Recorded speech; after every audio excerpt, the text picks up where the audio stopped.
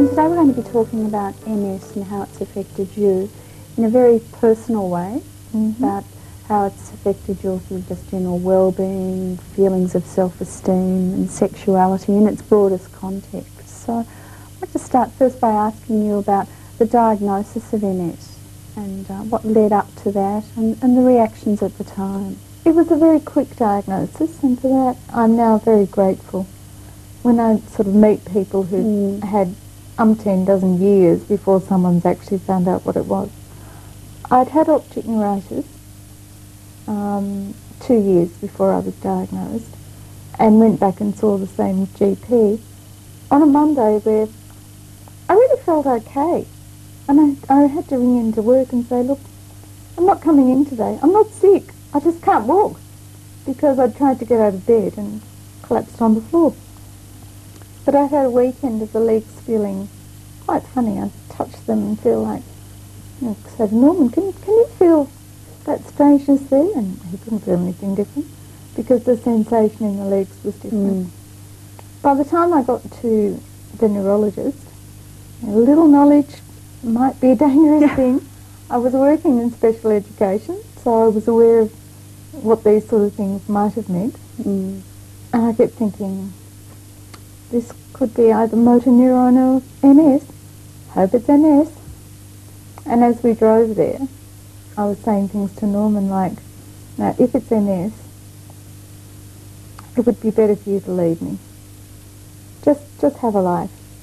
And he was not very happy with that. And fortunately the diagnosis was fairly quick. The neurologist went through the history and what was happening then, because the GP had been really, really thorough and had made sure that I was getting in to see a neurologist that week, because symptoms can fluctuate so much. And he said, look, I want to put you in hospital, but I'm fairly sure this is MS. Oh, good grief. Because even though I would have preferred MS to motor neuron, I would have preferred it to be neither, actually. So that was... So when it was actually confirmed, all of those thoughts of, well, you'd rather have MS than anything else were really not quite true. No, they weren't. I certainly would still, even then, have preferred MS to motor neuron, but I would have preferred it to be a virus or nothing. And it was not difficult to accept, it was just difficult in terms of my life might have to change. But while I was in hospital having it confirmed by having a lumbar puncture, and I was pre-MRI, so I had lumbar punctures and visually evoked responses and things like that. I remember one of the residents saying to me, now, don't get too hot. I never get too hot. I love the heat. Well, I've lived to swallow those words. And I said to him, look, this isn't denial, and I still think 10 years later it wasn't denial. But I was able to say to him, unless or until things do worsen, I'm going to live my life as I'm living it now. I was a young, high-flying career woman, and I didn't want that change just because it might change. But you had to think about that if suddenly you were confronted with a diagnosis that might in the future lead to changes? I didn't think about it. It wasn't so much denial, it was put on the back burner. It might happen, but it might not. So let's just have a good, positive life, and let me keep going being a professional career woman, and then I'll think about it if things do change. How did those around you, those closest to you, react? In my own family, because it's not a close family, that was almost a denial. It was, oh really? And that was the end of it. I noticed that about 5 years ago my father had some information on MS, but that's 5 years down the track. With Norman's family, Norman's mother's a very loving, giving sort of person, so her response was, oh well, That's really sad, but you know, it really only happened to the nicest people, and that was her way of dealing with things. With Norman, it was stalwart and supportive and caring and loving, and I don't think for a while he even let himself think about what it might mean for him. And as things moved on and you had further episodes and physical changes, It certainly changed quite dramatically, quite quickly for a woman who wasn't going to let this interfere. 2 years after diagnosis, I had a pregnancy failure quite late in, well, mid-term, at almost 20 weeks. And I had an exacerbation probably about 6 weeks after that. And that was quite major. Major enough for me to have to leave work. And it took me probably a couple of months, and people couldn't believe that here I was needing a walking stick and I couldn't drive anymore, and there were all these serious things. And the thing that was concerning me most was my career was gone. I'd lost my baby and my career was gone. And they were really very, very important to me. And we didn't think we'd ever try again to have a child. There was a big assumption around, like from lots of people, we'd lost a few, that it must be MS. And we had to really be quite strong with people and say, MS has got nothing to do with it. This has to do with chromosomal translocation. Nothing whatever to do with MS. But a lot of people found that very, very difficult to believe. And did you get the feeling that they were surprised that you were even considering having a family? They didn't at that stage, because when that all occurred, when it was really a fairly major exacerbation, and I recently lost a baby, up until that time, things were fine. So I was one of the many people with MS who looks perfectly okay.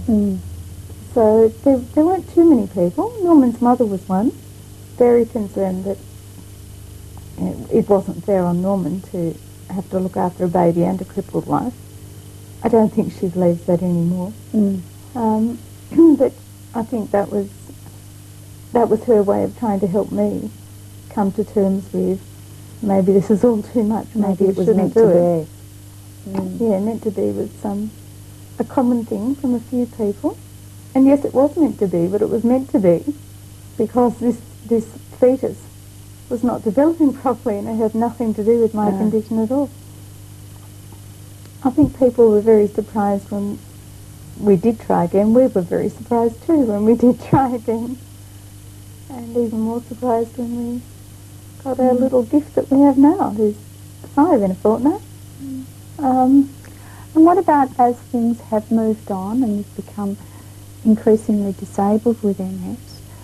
I know you've managed to change your lifestyle, and you can perhaps talk a little bit about that, but also, what's it meant to you in a personal sense? Well, it took a lot of dealing with in a personal sense, because this career woman was no longer there. I had a major exacerbation, the one that left me wheelchair bound. I have total paraplegia. When the baby was 8 weeks old. So suddenly I had to have lots of people coming in, potentially doing my parenting. And I didn't want that. And that was really very difficult. It was a big move for me to stop breastfeeding and start baclofen.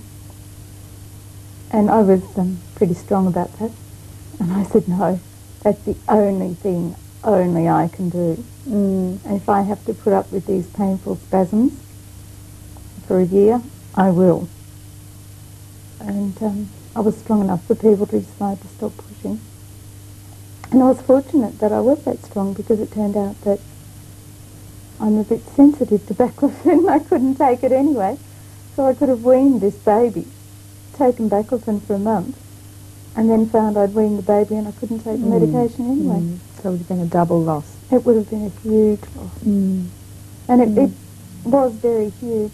Norman now works from home, but he was working full time, and so in the course of a week I would have 7 different carers in, and it was like, who lives here?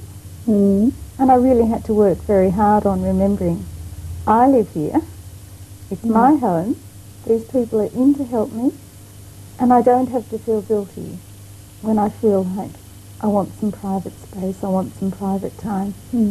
I want to chat on the phone to a friend and not have someone listening to me. But it took a while to accept that I didn't have to feel guilty about that. So were you sort of losing your identity in all of that, do you think? To a certain extent, yes. I think not fully, and that's again because disability or not, I am a strong woman. I think for someone less assertive, identity could be lost very easily. And it's very important to keep up being assertive and being kind and caring and nice and all the things that I might have been before as well. But remembering that this is a disability, I'm the person. I reject the term disabled person because my personhood is intact, it always has been, and I hope it always will be. I am a person with a disability. It's just something like I'm a person with brown hair. Brown and white. We don't need to go into that. So, how have you felt along that way with all of those changes and, with, you know, into the extent that you had a lot of people coming in, about the private times and your feeling, you know, and as a woman, as a mother, as a wife, through this? They were initially very difficult because there was an element of guilt. Like these lovely people caring about me and doing things for me, and so there's an element of guilt when it's like, yes, that's true, they are, but I really bloody well don't want them. I'd like to be on my own. I'd like just to be a family. As things have progressed, which I always think is an unusual term,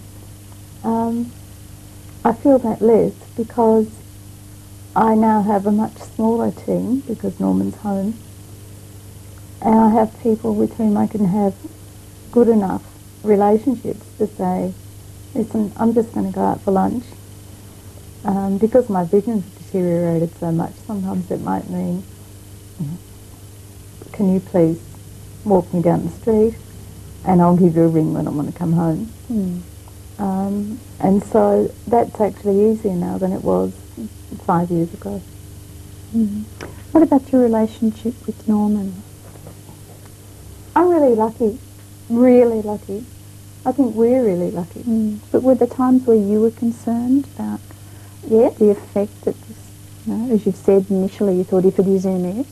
Yes, there certainly were times. There was a time when Norman was doing a play and he was out a lot and he was quite besotted.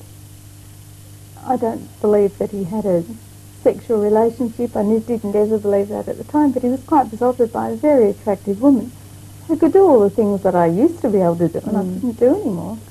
And I had a tiny baby on top of it. And then I used to think, this might be what happens. He's a human and he has a right to have a life of his own. That didn't last very long, and then we had time to have a weekend away and talk about things. And we did talk about things, and I think that that's something that keeps us going, that we can talk about things. We did something recently. It was our 10th wedding anniversary, and we had a reaffirmation of the original vows, and we had just like getting married all over again. It was gorgeous. That had nothing to do with me using a wheelchair, me having MS. It had to do with we really love each other and we have a good relationship and we can communicate. So that's been very important, that maintaining that communication in the relationship right through for you. Very important. Right, let's follow on from there, Gillian. If we talk a little bit about how you feel Now, as a woman, you talked about the person with a disability. What about the woman with a disability? It's very hard to believe that as a woman I'm the quality of woman that I used to be, because the quality of woman that I used to be included not only career woman, professional woman, but also sexual woman, outgoing woman, initiating woman. Taking initiative when you can barely move is really quite difficult. And so that's very different, and I don't necessarily feel happy about it.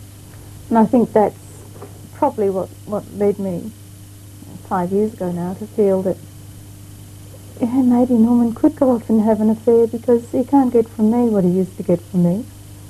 I wasn't only a high flyer at work, I was a high flyer in the bedroom. And I had a good time. He had a good time. And just recently we've talked about it, when I'd said sex had really become an almost non-event. And a lot of that was because I used the term vessel. I feel like a vessel because I can't necessarily get things. I can still give things. I can still use hands and mouth and parts of me from above the waist, but I can't necessarily feel anything in return. And I was starting to feel like I had to perform, otherwise that side of our relationship was in trouble. And it's definitely different. But by the same token, I didn't really want to, because I was feeling like I'm doing all the giving and I'm not getting anything back, not because Norman doesn't want to give back, just because my body doesn't want to receive. And so that's really huge, because it's very important. If you've been a woman who's been a sexual woman, an assertive woman, enjoyed the fun of it all, it's very important to all of a sudden work out, how do I deal with this? And I don't think I deal with that very well. I think I deal with most things well, but I don't think I deal with that well. And I don't think I ever will.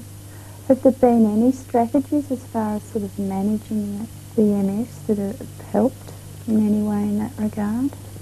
If I have a really good stretch, so that the physiotherapy exercises are done beforehand, then it means spasticity doesn't get in the way, and so we can actually have intercourse. If we talk about it beforehand, so that I don't feel like a vessel, I feel like these are your other erogenous zones that do feel something, and we play with them. I think play is almost the imperative word, because people still need to play, so that then it feels more equal. But I don't know that I'm ever going to be completely satisfied as a sexual woman. I look back and think, I'm 39, I had my last orgasm at probably 33, maybe 34 if I'm lucky. You don't sort of count each one that you have thinking this is going to be your last one. You don't expect them to be your last one. And, I look back at those times and think, that's what I want. I want that feeling, and I want it at least once before I die.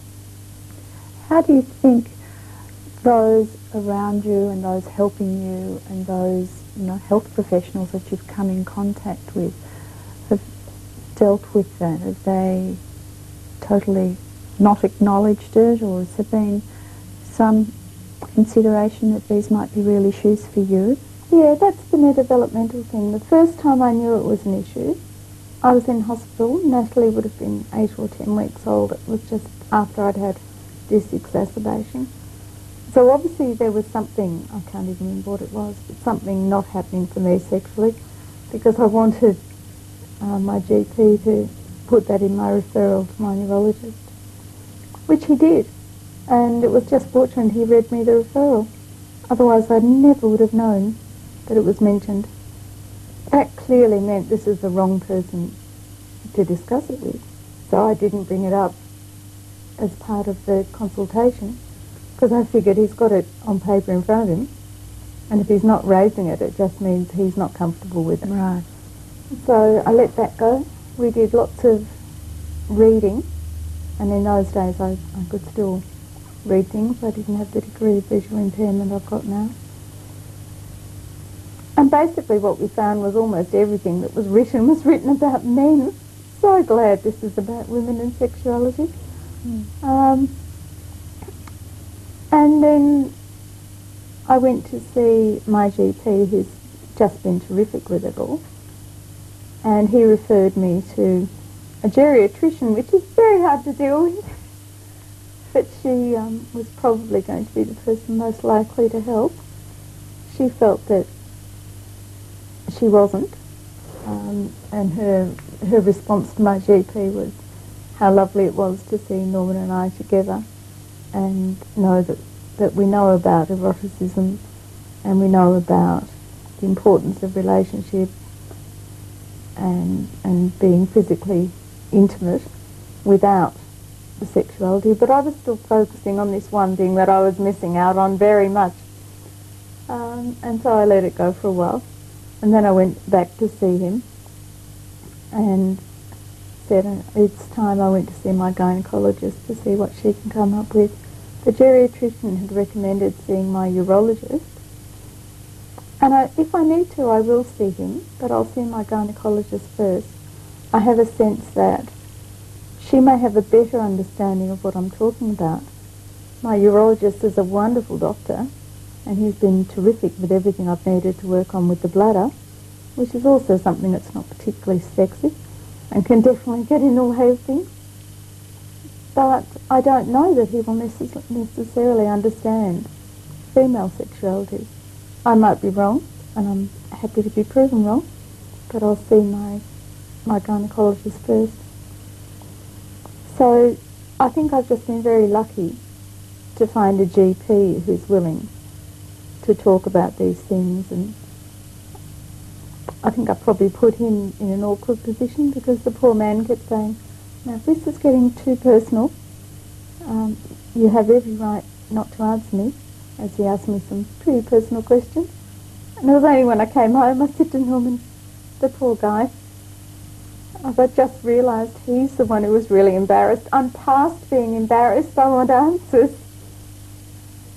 But there aren't many answers. Okay, Norman, well, I found it very interesting to hear Gillian talk about her experiences of MS and being a woman, I should say being a woman primarily, and the impact of MS on her life. If we just go back to the time that Gillian was diagnosed with MS, I mean, what was happening for you at that time? It was, I guess, it was pretty unreal for me. I didn't know anything at all about MS. I had heard about MS, but knew nothing about what it meant. So I had no preconceptions about where the disease was likely to go, what was likely to happen. This was just something that we, were going to have to deal with. And I guess for a while I went into some kind of denial process, because not only did I not know about MS, I didn't really want to know. I didn't spend a lot of time reading material. Like, we got material from the MS library, and Gillian read through that. But I skimmed through it, I looked at it, but I didn't really want to take it in. I was busy working, I was busy with my career and setting up in a new school, new job, new direction, those sorts of things. And I guess I was of the mind that says, we'll see how things go, we'll live one day at a time, which had always been my way of living anyway. So while Gillian seemed perfectly normal, apart from the fact that she had periods of fatigue, and there were times where her gait was a bit unsteady, otherwise she was pretty well the same woman that I knew and fell in love with, and life went on as normal. So it didn't really affect me greatly at that initial time. When you skimmed through the literature, can you remember what kind of was floating through your mind? Yeah, a lot of it was, I guess, fairly common too, is that, oh, this is what's happened to other people, but it doesn't seem to be happening to us. And the other part of that was, well, we'll cross that bridge when and if we come to it. If we reach a point where we have to make this kind of change to our lifestyle, okay, we'll do it.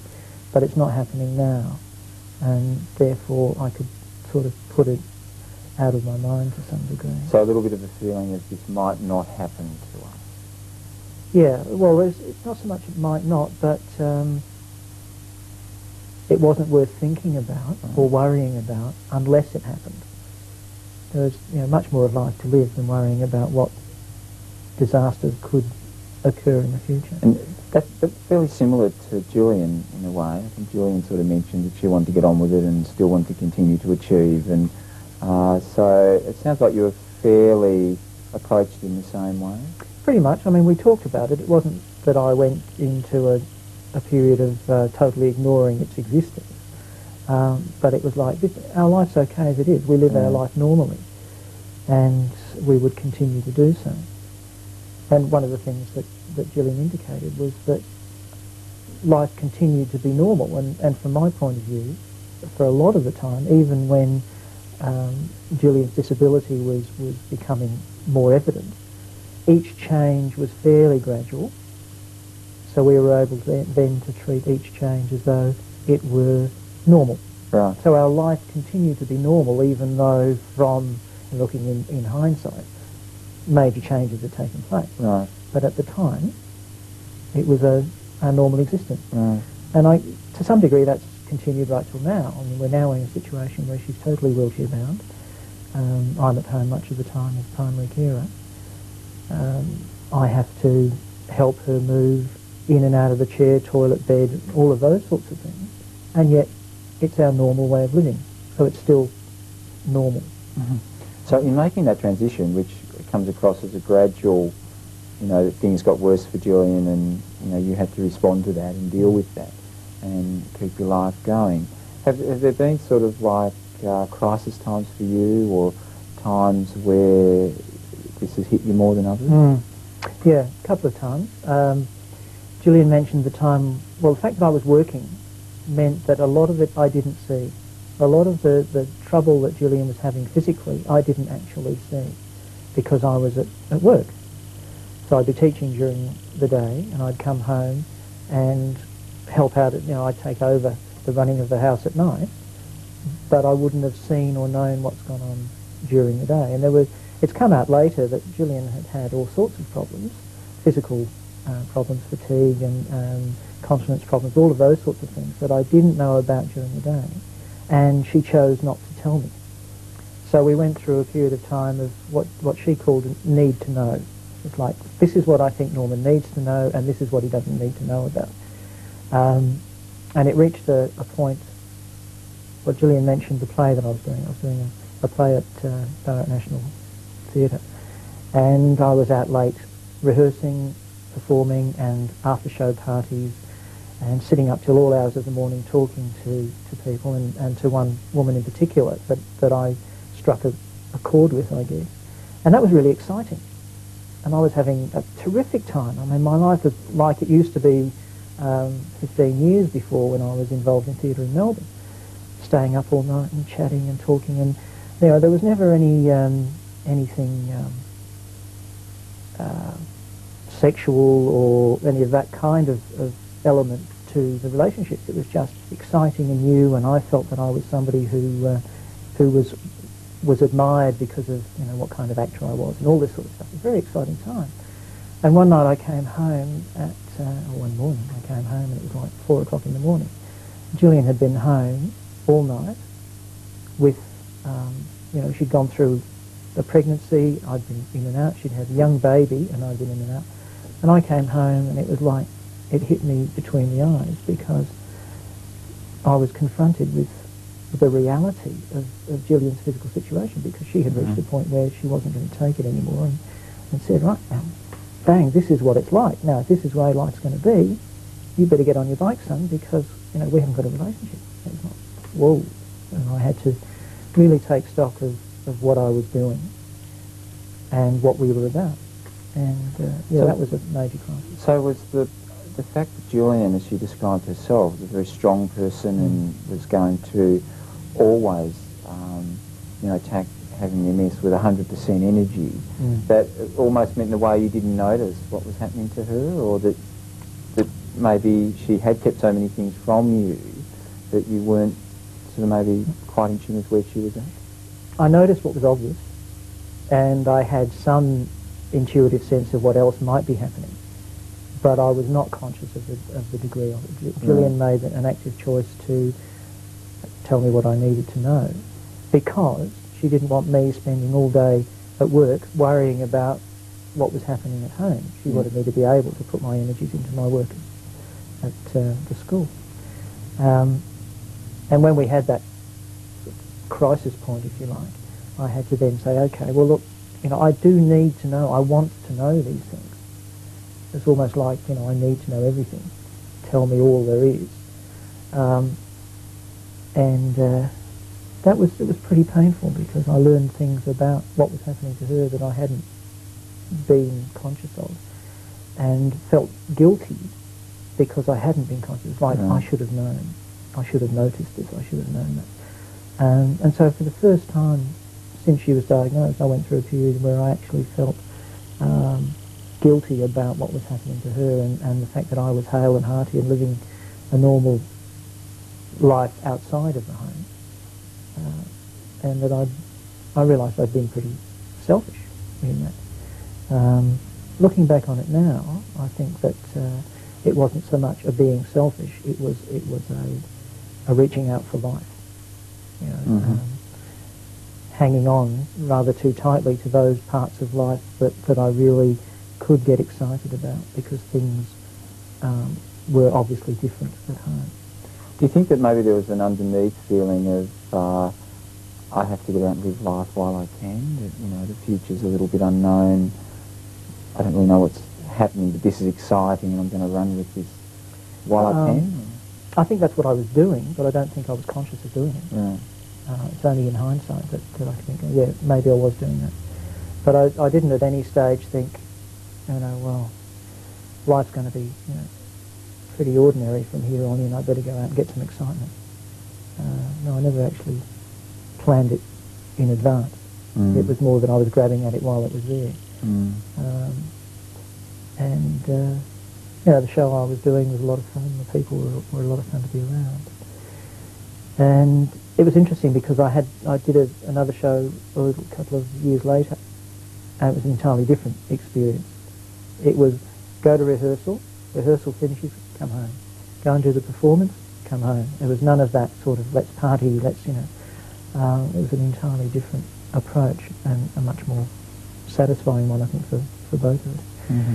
So one of the things that happens, because Julian and I do communicate very well, and more so since that time, is that when we've reached a crisis like that, we've been able to talk it through without it being destructive. It's always been something that's been positive, and we've built on the relationship as a result. It hasn't whittled away at the relationship.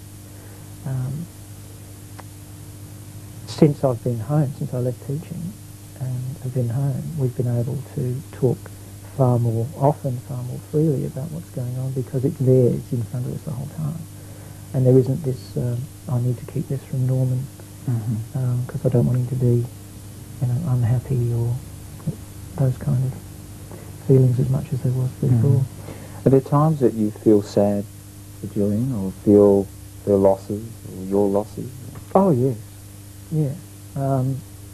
There are times where I look at the wheelchair and I just want to put a bomb under it. Right. It's like, I look at, as Julian mentioned, the life we used to have, and think, that was fantastic. We had a ball. We really, it was terrific. And life doesn't have those experiences anymore, those particularly the physical ones. And I look at the things we can't do. We can't just head off somewhere. We have to make sure that wherever we're going to stay is wheelchair accessible, has wheelchair accessible toilets, showers, all of those sorts of things. We can't just decide, let's get in the car and head down the coast for a couple of days, or let's head up Central Victoria, or those sorts of things. Everything has to be much more carefully planned, And that's true in our personal relationship too.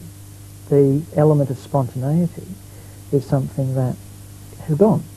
It's like we cannot be spontaneous as a couple in the way that we used to. We can do small things like suddenly turn up with a bunch of flowers or a card, and again those things I can do. I can go down to the newsagents and see a card and think, oh, I'd love to give that to Gillian, and buy it and do it.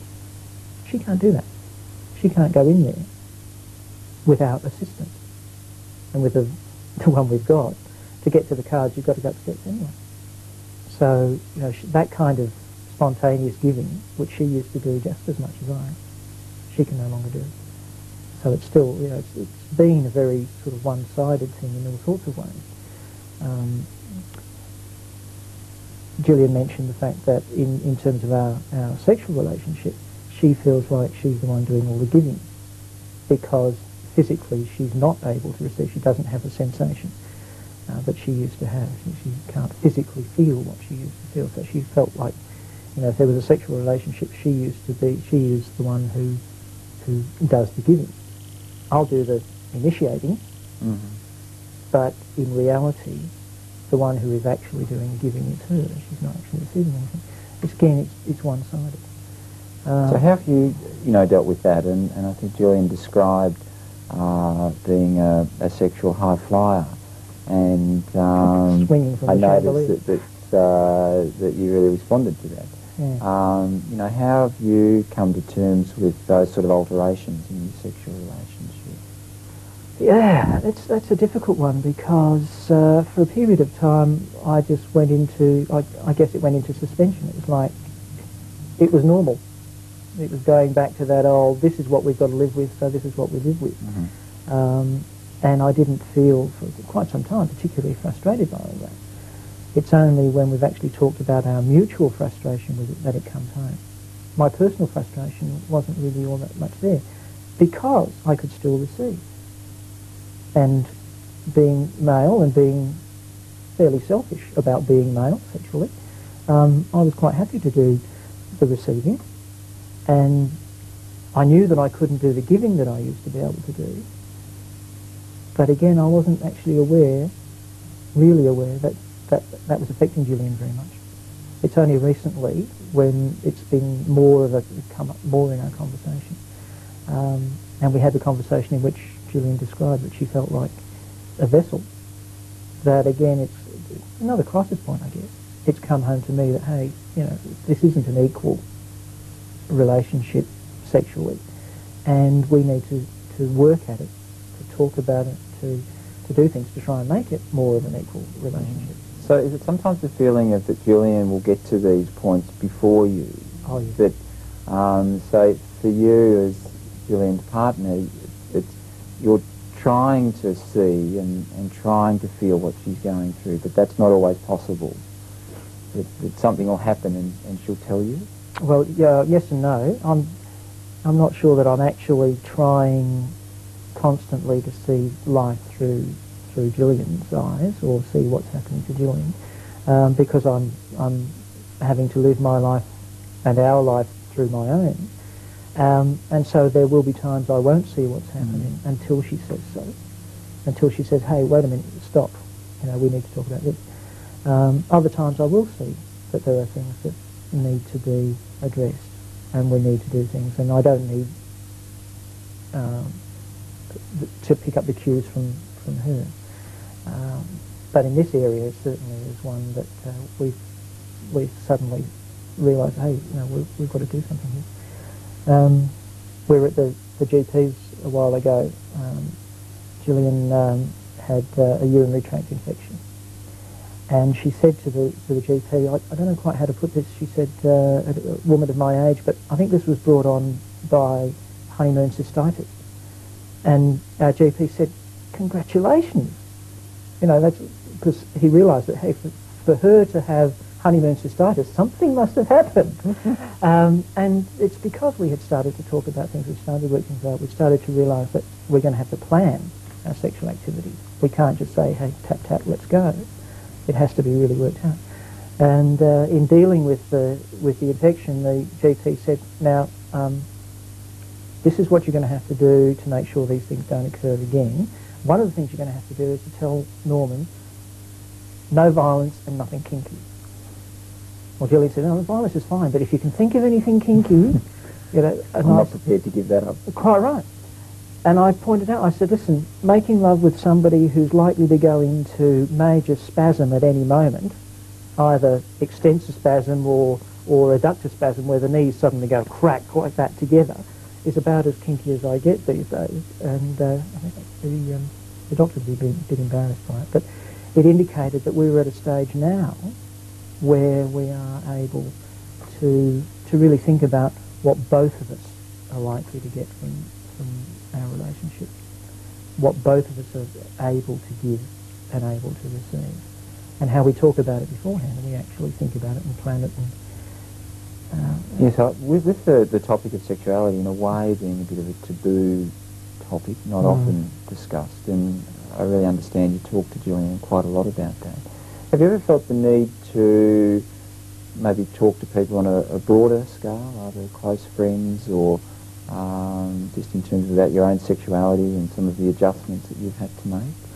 Not in any formalised way. I mean, it comes up from time to time in discussions with people, and it's something that I'm quite comfortable talking about. Do people ever ask you? Not out of the blue. I mean, I haven't got people who come up and say, with you too, like, how do you, I don't understand how you can, those sorts of questions. Although it'd be interesting if they did. No, people don't. They kind of assume that it's like it's our business. And like you said, it's a taboo subject. So even amongst people with MS, I remember when we had a session a couple of years ago down at the centre in St Albans, and this question was raised, this whole idea of sexuality was raised. Everybody suddenly said, yeah, nobody told us about this. Nobody told us that this might be a problem. Because it's something, it's your private life, you don't talk about it. And I think you need to talk about it. Well, I guess in a way, one of the things that yourself and Gillian have really demonstrated is the growth in your own relationship through talking about it. That you've hit these moments that it needed to be discussed, and you've had the capacity to, one way or another, start discussing it. Well, yeah, I mean, there's never been a time where I felt like leaving the relationship. There's been plenty of times where I've been thoroughly pissed off with the relationship and with MS and with all of the things that it's needed and demanded. But there's never been a time where I thought, I'm out of here. I've had enough. And what's happened just in the last few weeks is that the opposite's occurred. It's cemented for me that this is where I want to be. Thank you. Right. And, what's happened that's brought that home? I think that the whole crisis about Gillian talking about feeling like a vessel and my not being able to understand why she didn't initiate anything. Or when I'd initiate something, there would be this reluctance where there never used to be. And actually talking it through. And me suddenly realising, yeah, there is something we can do about this. We can improve the quality of the relationship. Gillian said before that there may not be anything ultimately that will bring her back to the sort of orgasmic state that she wanted to be. That may not ever be possible. But we can work towards getting there far more than we have done. And talking that through was like some kind of catharsis that said, hey, and we've moved into like a new phase of relationship, if you like. Right. So that from here it's a growth platform rather than what was happening where it was stagnating. Right, and Julian's feeling less of a vessel. I guess so, yeah. And I guess one of the goals is that last orgasm before she dies, isn't it? That's a pretty solid goal to aim for. Yeah, I'm happy to work on that. Yeah. Okay. But yeah, I mean, it is something that in itself is important because it, from my reading of it, it cements this sense of Gillian being a whole woman. It's not just an orgasm for the sake of orgasm, although that'd be nice too. But it's that whole woman confirmation, I guess. It's been really terrific to hear you both talk about your relationship and how you've had to accommodate MS into your life and the drive that you've both got to keep things going along as normal as possible. In looking at the last sort of few months, when obviously there's been some issues that have presented themselves, where are you up to now in talking about that together? Oh, I think talking's pretty good. I still haven't had that orgasm before I die, but I think the talking's pretty good. We're very lucky in that we do know how to talk to one another, and so the times when we can't talk to one another are few and far between. But the other thing is, on this particular issue, we're talking about it more on a daily basis. It's like it's in the forefront. It's not something that is stuck for the hours between sort of 10 o'clock at night and first thing in the morning. So we're actually far more conscious of it now as something to work with, rather than having it something we have to put up with.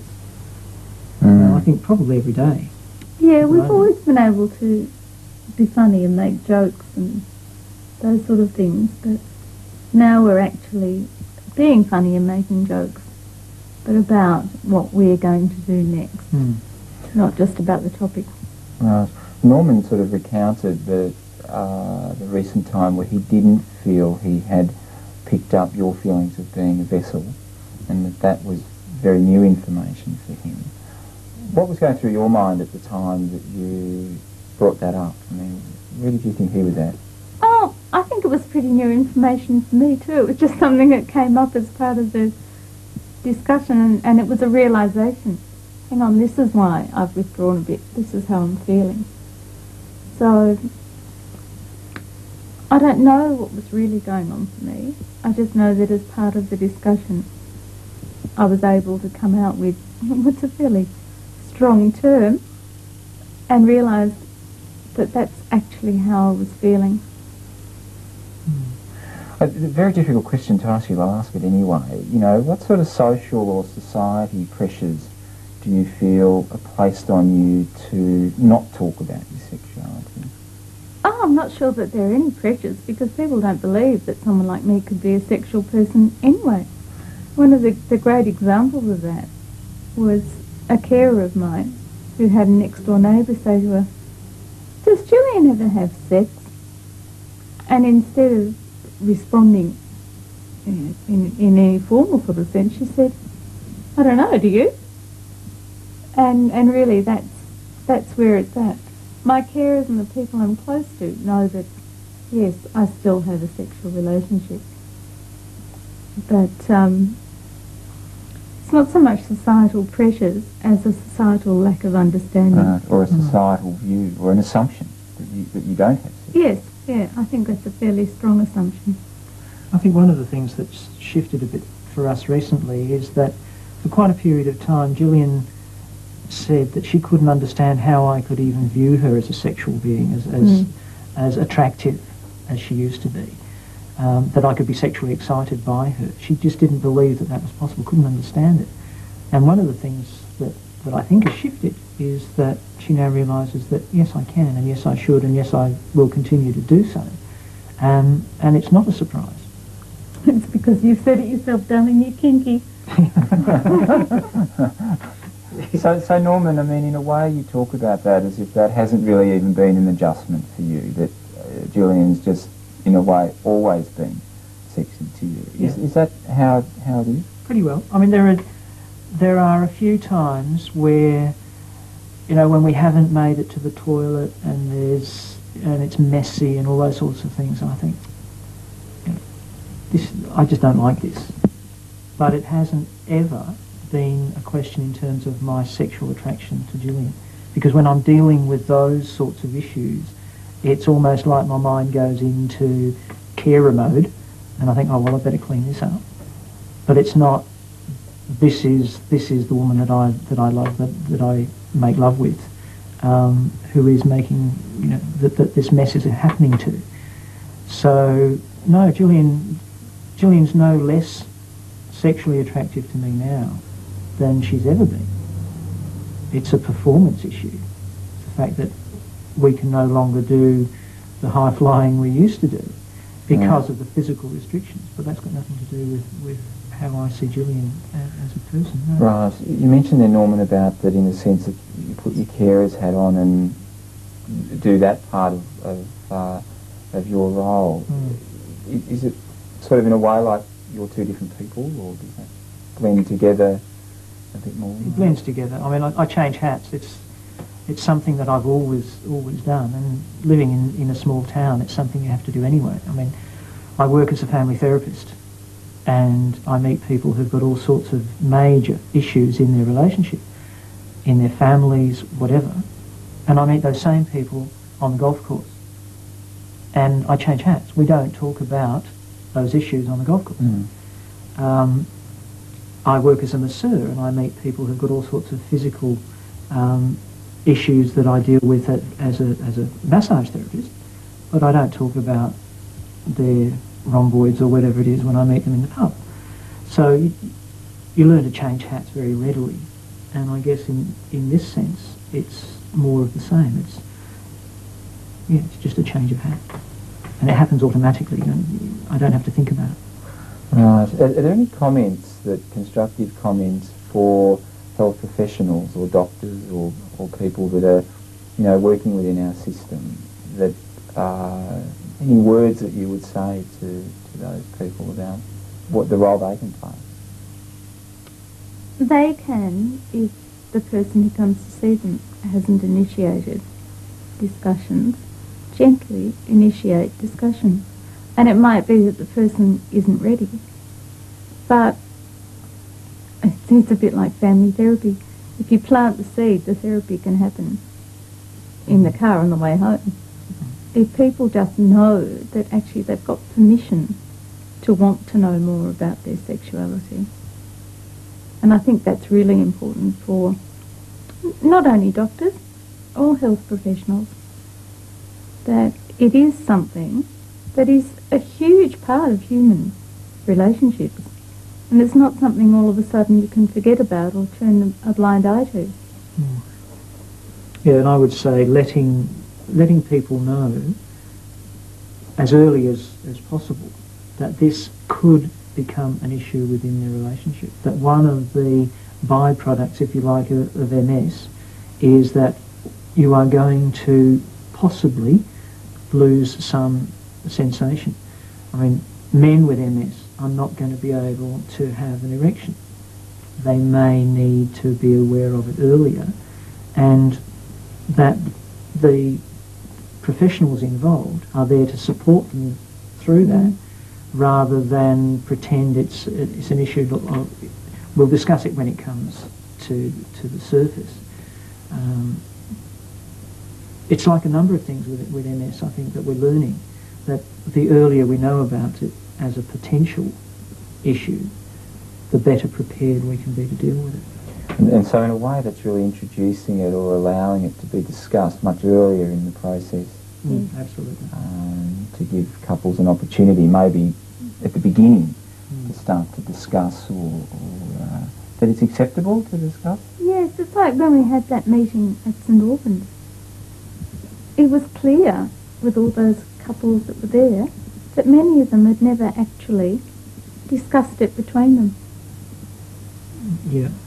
Yeah, it's that opening up of communication between the couple, not just with other people, but in the relationship, to say, look, it's okay to talk about this and communicate about it, because it's the only way that you're actually ever going to be able to deal with it, rather than wait till it reaches crisis point, the relationship breaks down, and one or other of the partners can't cope with the change in their relationship and takes off. And that was very interesting for you, wasn't it, at St Albans, because that was the first time you'd understood what I was talking about when there was a guy there who said, what's the point in these penile implants or whatever, they're not going to make any difference. I'm still not going to feel it. And that was the first time it came home to you. Hang on, this is what she's talking about. She doesn't feel it. Yep. Yeah. And that was because it was out in the open. It was being discussed at a forum. So you've got two levels of discussion. You've got within the relationship and also within a public forum that has the MS focus. And I guess, you know, my memory of that session was in a way the normalising of the sexual relationship. That in a way, yes, MS affects it, but the sexual relationship is there pre-MS, post-MS. Sure. Look, I'd just like to thank you very, very much for agreeing to do this interview, and you know, very, very certain that in doing it you've provided a resource that will enable people to access this much earlier in the process of having MS, because they can watch the video. So I thank you very, very much for doing that. Thank you. I've been very privileged today to listen to Gillian and Norman discuss not just their sexual relationship, but many issues that MS has confronted them with and that they've had to deal with.